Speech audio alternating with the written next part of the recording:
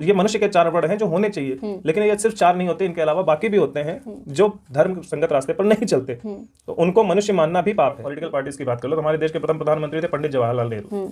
Surname के हिसाब से तो पंडित है, सरनेम नहीं, उनका प्रीफिक्स ही पंडित है, तो वो पंडित मतलब आप कह रहे हो कि वो ब्राह्मण है, तो जो ब्राह्मण है तो वो फिर प्राइम मिनिस्टर कैसे हो सकता है? क्योंकि प्राइम मिनिस्टर तो क्षत्रिय हो सकता है ना सिर्फ। हमारे देश में प्रधानमंत्री को देख लो, नरेंद्र मोदी है, तो वो तो किसी क्षत्रिय के बेटे नहीं है, लेकिन गुण और कर्म उनके क्षत्रिय वाले, प्राइम मिनिस्टर, और उनकी नीति, विदेश नीति, सब कुछ है, उनके पास पॉलिटिकल अंडरस्टैंडिंग है कि किस तरह से देश को चलाना है, क्या करना है, बट उनके सरनेम के हिसाब से वो क्षत्रिय नहीं है। हाँ, बट इतने सारे विपक्ष में ऐसे नेता के बेटे बैठे हुए हैं जिनको नेतागिरी मतलब कुछ भी नहीं पता होता कि शासन क्या है, कैसे पब्लिक से कैसे बात करनी, पब्लिक के वेलफेयर के लिए कैसे काम करने, कुछ भी नहीं आता, लेकिन फिर भी वो बैठे हुए हैं। अब क्या होता है, फाइनेंस डिपार्टमेंट पे वही बंदा जाएगा जिसको फाइनेंस की नॉलेज है, वहाँ पे फाइनेंस हेड का बेटा नहीं जाएगा। हम लोग ना फिल्मों में बहुत जाते हैं, तो एक आई थी सुपर 30 ऋतिक रोशन की, उसमें एक बहुत फेमस डायलॉग था, राजा का बेटा ही राजा नहीं बनेगा। तो उस चीज को फिल्मों में तो हम बोलते हैं, लेकिन यहाँ पे जब आती है ना रियल लाइफ में जब बात आती है, तो कोई ये नहीं बोलता कि सिर्फ ब्राह्मण का बेटा ही ब्राह्मण नहीं हो सकता, सिर्फ क्षत्रिय का बेटा ही क्षत्रिय नहीं हो सकता, सिर्फ वैश्य का बेटा ही वैश्य नहीं हो सकता, सिर्फ शूद्र का बेटा ही शूद्र नहीं। जय श्री राम दोस्तों, मैं हूँ शशि। जय श्री राम, मैं हूँ आलोक। शुरू करते हैं चर्चा ऑन गीता ज्ञान। श्लोक नंबर 13 है, चातुर्वर्ण्यम मया सृष्टम गुणकर्म विभागशः तस्य कर्तारमपि माम विद्य कर्तारम अव्ययम। ब्राह्मण, क्षत्रिय, वैश्य और शूद्र, इन 4 वर्णों का समूह गुण और कर्मों के विभाग पूर्वक मेरे द्वारा रचा गया है। इस प्रकार उस सृष्टि, रचना आदि कर्म का कर्ता होने पर भी मुझ अविनाशी परमेश्वर को तो वास्तव में अकर्ता ही जान। ये बहुत इंपॉर्टेंट श्लोक है। क्यों? क्योंकि लोगों को इस चीज़ में बहुत ज़्यादा डाउट है इस चीज़ को लेकर कि जो पैदा होता है, पैदा होने के साथ ही उसका कास्ट जो है वो डिसाइड हो जाता है, उसका वर्ण डिसाइड हो जाता है, जिससे वो लोग कास्ट बोलते हैं। कास्ट बोलते हैं एक्चुअली, हाँ, मतलब उसके हिसाब से कास्ट बोल रहे हैं, बट एक्चुअल में उसको वर्ण बोला जाता है। राइट, वो सोचते हैं कास्ट और वर्ण एक ही है, जबकि दोनों अलग है। कास्ट का तो कोई मतलब ही नहीं बनता, कास्ट है ही नहीं ना, ह्यूमंस में कोई कास्ट का मतलब नहीं बनता, और वर्ण जो होता है वो ह्यूमंस के लिए होता है। कास्ट जो है वो जाति कोई वर्ड नहीं है, जात है, जैसे औरत जात, आदमी जात, पशु जात, ये है, ये आपकी वो दिखाते स्पेसिफिक वो दिखाते हैं कि आप किस प्रवृत्ति के हो। आप मनुष्य प्रवृत्ति के हो, आप जानवर प्रवृत्ति के हो, तो ये प्रवृत्ति है एक तरीके से, बट ये जातियां नहीं है। और इसके बाद ये जो ब्राह्मण, क्षत्रिय, वैश्य और शूद्र की जो बात की है भगवान ने, यहाँ पर बोले इन 4 वर्णों का समूह गुण और कर्मों के आधार पर, कर्मों के विभाग पूर्वक मेरे द्वारा रचा गया है। विभाग का मतलब होता है डिपार्टमेंट। बिल्कुल, डिपार्टमेंट क्या कि इस गुण का अगर कोई बंदा होगा तो यहाँ रखा जाएगा, और इस गुण से रिलेटेड यही काम कर रहे हैं, गुण के साथ वो कर्म भी आने चाहिए। जैसे आपका होता है फाइनेंस डिपार्टमेंट पे वही बंदा जाएगा जिसको फाइनेंस की नॉलेज है, वहाँ पे फाइनेंस हेड का बेटा नहीं जाएगा। हाँ बिल्कुल। उसी तरह से हाउस कीपिंग डिपार्टमेंट में वही जाएगा जिसको हाउस कीपिंग का काम आता होगा, हाउस कीपिंग वाले का लड़का वहाँ नहीं जाएगा। हाँ बिल्कुल। उसी तरह से आपका टीचिंग डिपार्टमेंट में वही जाएगा जिसको पढ़ा लिखा होगा, जिसको टीचिंग आती होगी, टीचर का लड़का टीचर नहीं बन सकता। एग्जैक्टली। तो उसी तरह से आपका क्या हो गया, सेना में वही जाएगा जिसके पास फिटनेस होगी, जो उसकी जो एलिजिबिलिटी क्राइटेरिया है उसको पूरा करेगा। राइट। और उसके बाद उसको ट्रेनिंग भी लेते हैं। राइट, तो सेना में वही जाएगा। सिर्फ एलिजिबिलिटी से भी नहीं होता, वहाँ पर एलिजिबिलिटी के साथ में पहले तो चयन होता है एलिजिबिलिटी के उस पे कि आपकी फिटनेस वगैरह है या नहीं है, हाइट वगैरह सब देख के, उसके बाद उनको उस चीज़ का वो भी दिया जाता है कि आपको आगे जाके जब सेना में भर्ती होगे तो आपको काम कैसे, तो यहाँ पर भी कर्म सिखा रहे हैं। हाँ, वो और दूसरी चीज है उसके अंदर वो गुण होना चाहिए। अगर उसके अंदर गुण नहीं है तो वो सेना में नहीं जा सकता, और अगर आप उसको सेना में ले गए तो भाग आएगा।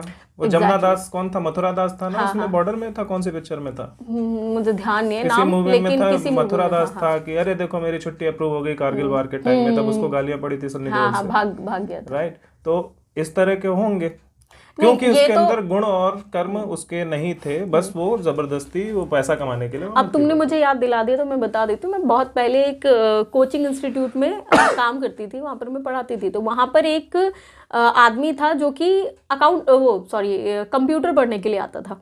वहां पर वो उससे जब मैंने एक बार ऐसी बात की कि अरे वाह तुम तो उसमें हो, यहीं पर ये जो बटालियन है ना यहाँ पर 24 है ऐसी कुछ बटालियन, उस वहां से वो आता था पढ़ने के लिए।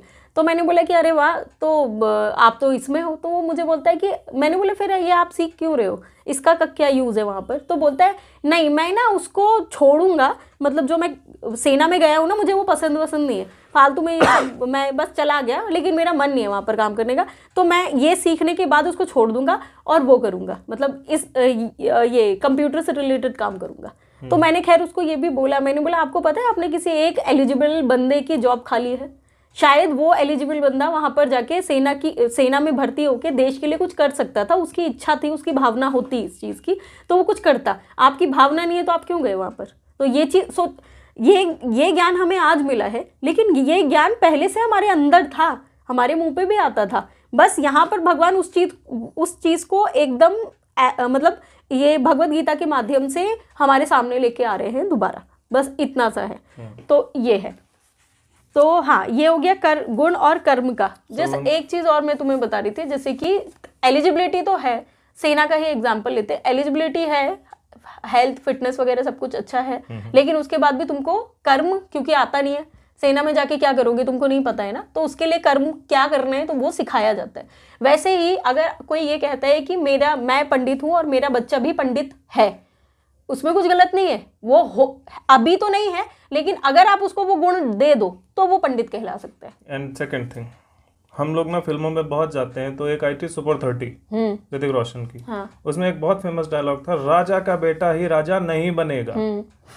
तो उस चीज को फिल्मों में तो हम बोलते हैं, लेकिन यहाँ पे जब आती है ना रियल लाइफ में जब बात आती है, तो कोई ये नहीं बोलता कि सिर्फ ब्राह्मण का बेटा ही ब्राह्मण नहीं हो सकता, सिर्फ क्षत्रिय का बेटा ही क्षत्रिय नहीं हो सकता, सिर्फ वैश्य का बेटा ही वैश्य नहीं हो सकता, सिर्फ शूद्र का बेटा ही शूद्र नहीं हो सकता। ये सब अपने गुणों के अनुसार और उन गुणों के आधार पर जो कर्म कर रहे हैं, उन दोनों का जब कॉम्बिनेशन बैठता है, उसके हिसाब से ब्राह्मण क्षत्रिय और वैश्य शूद्र होते हैं, ना कि इसलिए क्योंकि वो किसी का बेटा है इसलिए वो वैसा है। बिल्कुल, इस चीज के बारे में यहाँ पे क्लियरली भगवान ने बताया है। और उसके बाद वो बोलते हैं नहीं, और इसमें जब लोगों को ये चीज है इसमें एक चीज और है, जब लोगों को यही चीजें नहीं समझ आती तो फिर वो वर्ण संकरता का शिकार, क्योंकि आज के टाइम में लोग वर्ण संकरता का शिकार हैं, तो वो ये चीजें लेना चाहते ही नहीं है, क्योंकि ऑलरेडी उन्होंने वो मानसिकता अडॉप्ट कर रखी है कि यही होता है और यही होगा, कुछ बेनिफिट भोग इन चक्करों में, बिकॉज दे थिंक कि अब सपोज मैं किसी ब्राह्मण का बेटा हूँ, मतलब ब्राह्मण परिवार से हूँ, पता नहीं ब्राह्मण का बेटा हूँ या नहीं, इट्स अगर रियलिटी की वाइज देखें तो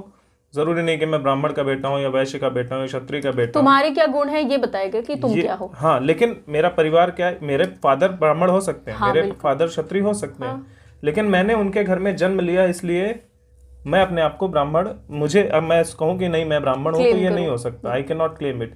लेकिन मैं इसलिए क्लेम करूंगा क्योंकि मुझे पता है कि मेरे पिताजी एक मंदिर में पूजा पाठ करते थे, और बट वो ब्राह्मण थे, पूजा पाठ करते थे लेकिन वो ब्राह्मण भी थे, और अब वहाँ से जो दक्षिणा आती थी, जो भी आती थी वो उनको मिलती थी, अब वो उसका जिस तरह से भी यूटिलाइज करते हो। लेकिन मेरे अंदर न ज्ञान है, न श्रद्धा है, न पूजा की भावना है, कुछ भी नहीं है, और मैं एक जगह दुकान खोल के बैठा हूँ, धंधा कर रहा हूँ या किसी ऑफिस में नौकरी करके पैसे कमा रहा हूँ, लेकिन फिर भी मैं स्वयं को ब्राह्मण क्लेम कर रहा हूँ। क्यों?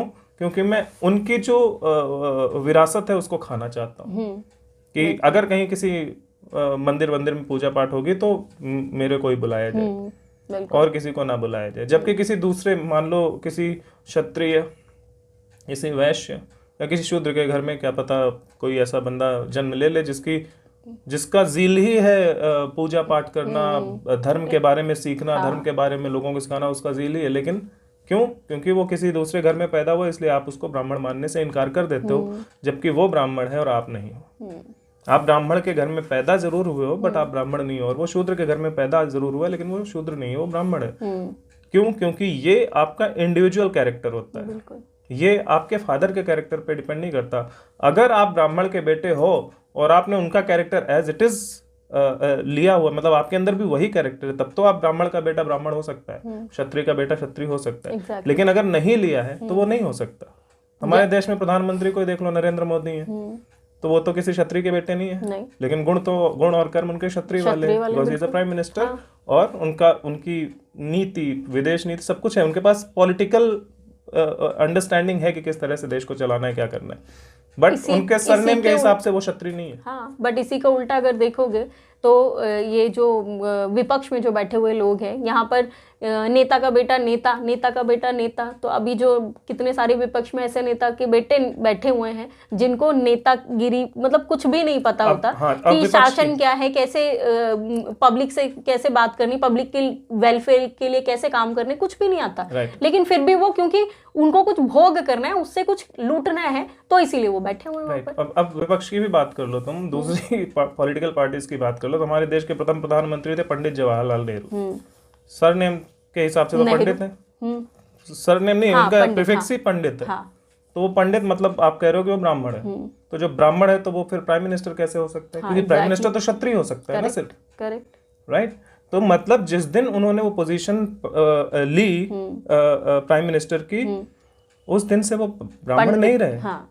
He has now become a Kshatriya. Exactly. अब वो ब्राह्मण नहीं रह सकते, he cannot claim himself as a ब्राह्मण।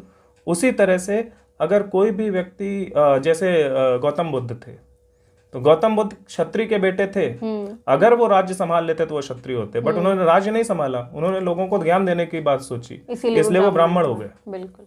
तो ये चीजें हमें समझनी पड़ेंगी, और उसी के बारे में आया कि 4 वर्ण जो हैं वो मैंने गुण और कर्म के हिसाब से विभाजित किए हुए हैं। इसका एक और बहुत अच्छा है कि एक एग्जाम्पल मैं भी दे देती हूँ। वेद व्यास जी थे तो दासी के बेटे, लेकिन हुए क्या? ब्राह्मण। क्योंकि ये सारी जो ग्रंथ हमें मिले हैं, पुराण वगैरह, ये तो उन्होंने ही लिखा हुआ है ना।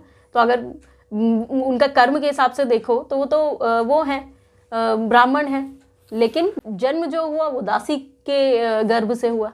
इस हिसाब से देखा जाए, वहां पर भी भगवान यही बोल रहे हैं कि जो ये लोग जो हैं, जो ये कर्म और गुण को ना देखकर सिर्फ क्योंकि इसका बेटा ये है तो यही बनेगा, ये चीजें गलत है। अच्छा, एक चीज और मैं बता देती हूँ। अभी मैं भागवत पुराण में 2 स्कंद का 10वां अध्याय पढ़ रही हूँ। उसमें ये लिखा हुआ था कि भगवान चाहते तो ये युद्ध नहीं होता महाभारत का, क्योंकि उनका जो टारगेट था वो सिर्फ कौरव नहीं थे, इसीलिए उन्होंने युद्ध होने दिया। उनका टारगेट पता है क्या था? उन लोगों को टारगेट करना, उन लोगों को खत्म करना वहां पर जो लोग धर्म का गलत यूज करते हैं, अपनी ये वर्ण व्यवस्था को खराब करके रखा है, जो राजा होते हुए भी अपनी प्रजा पे अत्याचार करते। इन सारे लोगों को जब, क्योंकि एक धर्म युद्ध जब महाभारत हुआ तो वहां पर एक पक्ष में धर्म था, दूसरे में अधर्म था। एक में धर्म था और दूसरे में एग्जैक्टली। तो वो एक साथ में सबको खत्म करना चाह रहे थे, इसीलिए महाभारत हुआ। तो इसके पीछे की ये कहानी। अगर ऐसा नहीं होता तो कौरव पांडव आपस में ही लड़ लेते, पूरा देश क्यों लड़ता, पूरे इतने सारे राजा क्यों आते? बिल्कुल, वो इसीलिए लाए गए ताकि ये आइडेंटिफाई किया जा सके कि कौन अधर्म की तरफ है, कौन धर्म की तरफ है। जिसकी अंडरस्टैंडिंग धर्म वाली है वो धर्म की तरफ था, जो अधर्म वाली वो अधर्म की तरफ था, और अधर्म वाले सारे खत्म हो गए। तो ये है, क्योंकि भगवान भी धर्म का ही साथ देते हैं, और ये जो वर्ण व्यवस्था है ये भी धर्म के हिसाब से ही बनाई गई है, क्योंकि जब आप हाँ, वही धर्म स्थापित रखने के लिए बनाई गई है। तो इसका मैं बता रहा हूँ, अभी रुक जाओ। तो तुम्हें कुछ बोलना था? नहीं, इसमें ये है कि हमारे उसमें भगवत पुराण में क्या बताया गया, जो बहुत बड़े बड़े कथावाचक भी बताते हैं। ब्राह्मण कौन है? भगवान का मुंह है, क्या बुद्धि है? नहीं, मुंह है। अच्छा, होगा भगवान का अभी मैंने पढ़ा नहीं। हाँ, ब्राह्मण भगवान का मुख है। क्षत्रिय कौन है? भुजाएं, भगवान की भुजाएं। वैश्य कौन है? भगवान का उदर। और शूद्र क्या है? भगवान के चरण। अब इसको वो इस तरह से बोलते हैं कि ब्राह्मण जो है भगवान के मुंह से पैदा हुए, क्षत्रिय भगवान के हाथ से पैदा हुए, वैश्य भगवान के पेट से पैदा हुए, और शूद्र भगवान के पैर से पैदा हुए। नहीं, दोनों बातें कॉन्ट्रडिक्शन, मतलब अलग अलग है। ब्राह्मण भगवान का मुख है, अर्थात ब्राह्मण सिर्फ वही बोलेंगे जो भगवान बोलना चाहते हैं। क्षत्रिय भगवान की भुजाएं हैं, अर्थात क्षत्रिय सिर्फ वही करेंगे जो भगवान करना चाहते हैं। जो वो काम कर रहा है जो भगवान चाहते हैं वो क्षत्रिय है। उदर पेट है, वैश्य पेट है। पेट का काम क्या होता है? भरण पोषण करना, पूरे शरीर को न्यूट्रिशन देना। तो वैश्य जो है पूरे शरीर को न्यूट्रिशन देगा, अर्थात पूरे समाज को न्यूट्रिशन देगा, जो सही और उस तरह का न्यूट्रिशन देगा जो भगवान चाहते हैं, जो सही होगा। हाँ, वही धर्म संगत न्यूट्रिशन देगा। शूद्र क्या है? पैर है।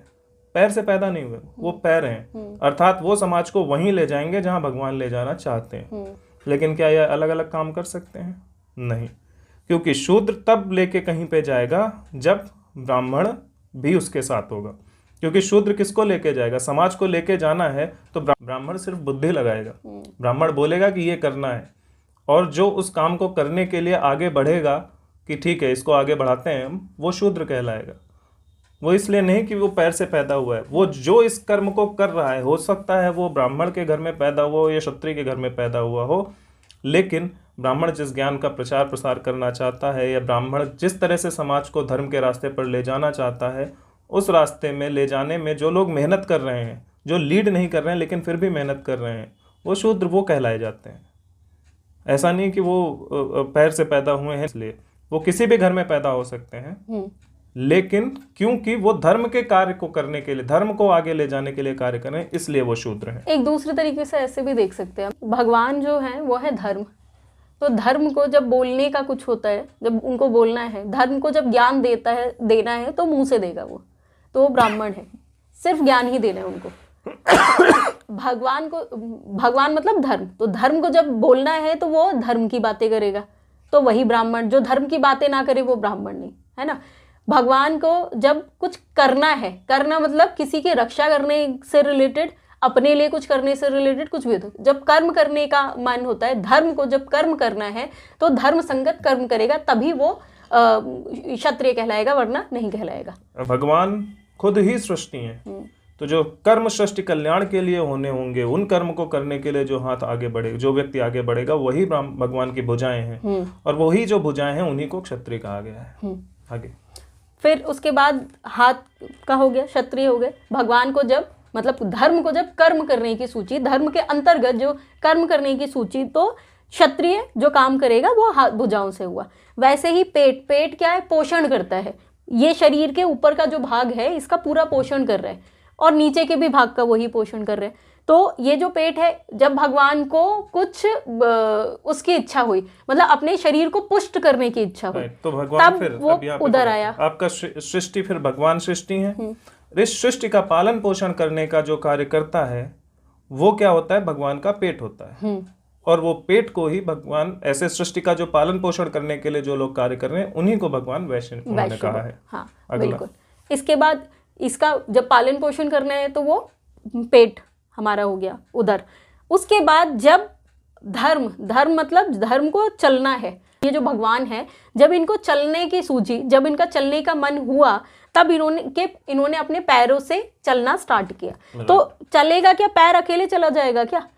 जब मेरा यहाँ से मन हुआ कि मेरे को चलना है, किसको लेके जाना है? इस पूरे बॉडी को लेके जाना है, तब तो वो पैर चलाना। और ये पूरी बॉडी जो आपकी है, ये सारी पूरा समाज है। हाँ, क्योंकि हाथ अलग से काम नहीं कर सकते, क्योंकि भगवान अब खुद सृष्टि है। फिर हम वहीं पे आते हैं, भगवान खुद सृष्टि है, विराट पुरुष सृष्टि को कहाँ जाना है? धर्म के रास्ते पर जाना है। धर्म के रास्ते पर लेके कौन जाएगा? उस सृष्टि को, जो विराट पुरुष रूप है, उसको, वो शरीर को कौन लेके जाएगा? पैर लेके जाएंगे। तो उस जो सृष्टि को धर्म के मार्ग पे लेकर जाने वाले लोग हैं, वो भगवान के चरण कहे गए हैं, और वो जो चरण हैं उन्हीं को शूद्र कहा गया है। बिल्कुल। तो इस तरह से गुण और कर्म के हिसाब से ये चारों वर्ण विभाजित होते हैं, ना कि किस परिवार में आप पैदा हुए हो इससे, और ना ही इससे कि आप पैर से पैदा हो कि मुख से। तो और एक चीज और है कि अगर कुछ नहीं होता है। अगर पैर चलने का काम ही नहीं कर सकते तो फिर वो पैरों के होने का फायदा क्या है? एग्जैक्टली। वैसे ही अगर हाथ अपनी रक्षा नहीं कर सकता या किसी की रक्षा नहीं कर सकता, तो उन हाथों का क्या फायदा है? हाँ, और इसके बाद और भी लोग आते हैं जो इस तरह के नहीं होंगे, जो ना बुद्धि मतलब जो भगवान के मुख का काम नहीं कर रहे, जो अधर्म का प्रचार प्रसार कर रहे हैं, वो भगवान के मुख नहीं है। जो वो बोल रहे हैं जो अधर्म है, तो भगवान का मुख नहीं है। लेकिन लोग तो ऐसे भी हैं जो इसलिए युद्ध कर रहे हैं, जैसे आतंकवादी हो गए, टेररिस्ट हो गए, और उनको सपोर्ट करने वाले। अच्छा, आतंकवादियों के भी कुछ गुरु लोग होते हैं, राइट? तो वो कौन है? वो ब्राह्मण नहीं हो सकते। नहीं। हमने इससे पहले भी बात की है। हम द्रोणाचार्य कौरवों के साथ थे, तो क्या द्रोणाचार्य वो थे? हम नहीं मानते ना उनको कि वो गुरु थे। हाँ, लेकिन वो जो आतंकवादियों को ज्ञान दे रहे हैं, वो लोग ब्राह्मण नहीं है। ज्ञान वो भी दे रहे हैं, लेकिन वो ब्राह्मण नहीं। क्यों? क्योंकि वो भगवान के मुख नहीं है। क्योंकि भगवान आतंक की बात नहीं करेंगे, तो वो ब्राह्मण नहीं हो सकते। जो लोग आतंकवाद कर रहे हैं, फैला रहे हैं, युद्ध तो वो भी कर रहे हैं, लेकिन वो क्षत्रिय नहीं हो सकते क्योंकि भगवान मासूमों की हत्या नहीं चाहते, नहीं चाहते, राइट। तो वो नहीं हो सकते। जो लोग वहां पे पैसा लगा रहे हैं, बहुत सारी कंट्रीज पैसा आतंकवादियों को देती है, हमारे यहाँ पाकिस्तान, बांग्लादेश, इनको पैसा कौन देता है, राइट। तो इनको पैसा देने वाली बहुत सारी कंट्रीज होती हैं, यूएस में बैठे डीप फेक वगैरह इस तरह के लोग होते हैं, वो लोग फंडिंग्स करते हैं, पैसा उनके पास बहुत है, बट वो वैश्य नहीं, क्योंकि उनका पैसा अधर्म को पोषित करने के लिए लग रहा है, धर्म को नहीं। तो सृष्टि में जो धर्म संगत लोग हैं, जो मासूम हैं, जो इनोसेंट हैं, उनको पोषित करने के लिए जो पैसा कमाता है या लगाता है वो वैश्य होता है। वही जो अधर्म के लिए लगा रहा है वो वैश्य नहीं हो सकता। बिल्कुल। उसी तरह से शूद्र वो होता है जो धर्म संगत कार्य करने के लिए, समाज में कोई भी धर्म का काम हो रहा है उसमें जो मेहनत कर रहा है, उसको आगे बढ़ाने के लिए जो कार्य कर रहा है, वो शूद्र होता है। अब उसी के दूसरी तरफ वो जो आतंकवादी संगठन है उसके साथ जो लगे हुए हैं, उनके सपोज उनके हथियारों को यहाँ से वहां ले जाने का काम करें, तो वो शूद्र नहीं है, वो अधर्मी है, राइट। तो इस तरह से जो 4 वर्ण हैं, 4 वर्ण में ये मनुष्य के 4 वर्ण हैं जो होने चाहिए, लेकिन ये सिर्फ 4 नहीं होते, इनके अलावा बाकी भी होते हैं जो धर्म संगत रास्ते पर नहीं चलते, तो उनको मनुष्य मानना भी पाप है। बिल्कुल। जो इन 4 वर्णों में आते हैं सिर्फ वही मनुष्य हैं। इन 4 वर्णों के अलावा जो आते हैं वो या तो राक्षस होते हैं या गुलाम होते हैं, इस तरह का कुछ भी हो सकते हैं, लेकिन वो मनुष्य नहीं होते। श्रीमद् भागवत में तो इतना तक लिखा हुआ है कि वो लोग जो सिर्फ किसी के कहने का सुन लेते हैं और उसी पे ही क्वेश्चन करना, भगवान पे या फिर शास्त्रों पे क्वेश्चन करते हैं और अपना दिमाग नहीं लगाते हैं, वो कुत्ते के समान भौंकते हैं। जैसे एक गली में एक कुत्ता है, उसको कहीं से आवाज सुनाई दी, वो सिर्फ वहां से सुनाई दी, यहाँ पर स्टार्ट कर देगा। उसको नहीं पता कि क्या हुआ क्या नहीं हुआ, वो क्यों भौंका, ये सब चीजें से कोई मतलब नहीं। हमारे देश में भी तो आजकल कुछ कुत्ते भौंक रहे हैं। एक भौंकता है सब भौंकने लग जाते हैं। एग्जैक्टली। तो ये जो भेड़ चाल है ना, तो भागवत में ये लिखा हुआ है कि इस तरीके से जो एक को देखकर अपना रंग बदल लेता है, जैसा वो है वैसे ही मैं मतलब चालू कर देता, बिना सोचे समझे, अपना दिमाग का यूज नहीं करता, तो कुत्ते की तरह सिर्फ भौंकता है और उसका कोई काम नहीं है, उसके ऊपर वो कुछ नहीं है। इन शॉर्ट भगवान उनको जानवर की कैटेगरी दे रहे हैं, मतलब जब भागवत में लिखा है तो भगवान ही बता रहे हैं ना, तो भागवत में यही लिखा है कि वो लोग ये मनुष्य कहलाने लायक नहीं है, वो जानवर है, क्योंकि उनके कर्म जो है वो जानवरों वाले हैं। अपने अगर आप दिमाग का यूज नहीं कर रहे तो आप जानवर हो, कोई मतलब नहीं है आपका, आप इंसान होने का। अगर आप जो शरीर दिया गया है उसका यूज ही ना करो, शरीर में जो फीचर्स दिए गए हैं अगर आप उसका यूज नहीं करें तो क्या फायदा। वर्ण व्यवस्था बस तो वर्ण व्यवस्था का हो गया। फिर उसके बाद भगवान कहते हैं कि इस प्रकार उस सृष्टि रचनादि कर्म का कर्ता होने पर भी मुझ अविनाशी परमेश्वर को तू अकर्ता ही जान। मतलब ये सब रचना मैंने की है, गुण कर्म के द्वारा मैंने विभाजित किया है, लेकिन फिर भी तुम मुझे अकर्ता ही समझो। इसका भी रीजन है क्योंकि काम आप करोगे और आपको उसका भोग भी मिलेगा, इसीलिए मैं तुम्हारे बीच में कुछ काम नहीं कर रहा हूं। और क्यों अकर्ता आप समझो, इसके बारे में भी वो बता रहे हैं, वो अगले श्लोक में बताएंगे कि तुम मुझे अकर्ता क्यों समझो, और उसी में आपको ये पता चलेगा कि हमें अकर्ता बनना कैसे है, कर्म करना बंद करके नहीं, उसके अलावा क्या करना है, अकर्ता को क्या किस तरह से डिफाइन किया जाए उसके बारे में बताया जाएगा। ठीक है, तो अकर्ता की जो डेफिनेशन है वो हम अगले अध्याय में अगले श्लोक में करेंगे। आज सिर्फ इतना ही। जय श्री राम। जय श्री राम।